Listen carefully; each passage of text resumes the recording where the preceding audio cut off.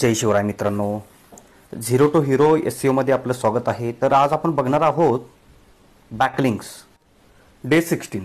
तर आज आपण बघू वेबसाईट कशा रँक होतात. 1 नंबरची वेबसाईट आहे, 2 नंबर, 3 नंबर, 4 नंबर. तर यांना रँक कसं होतं, तर याच्यासाठी बॅकलिंक्स इम्पॉर्टंट असतात. ठीक आहे. तर पहिलं वेबसाईट जे रँक होतं त्याच्यामध्ये सर समजा की 15 बॅकलिंक्स आहेत तर तो फर्स्ट पेजला रँक व्हायचा. समजा 2 नंबरची वेबसाईट आहे त्याला 12 बॅकलिंक्स आहेत तर 2 नंबरला जायचा. 3 नंबरची वेबसाईट आहे त्याला समजा की 11 बॅकलिंक्स असतील तर तो 3 नंबरला जायचा.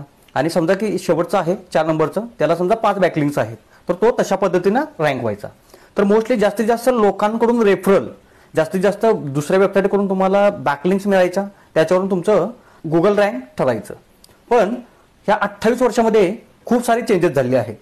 तर त्याला आपण जे हे रँक होतं त्याला आपण काय म्हणतो, पेज रँक म्हणतो.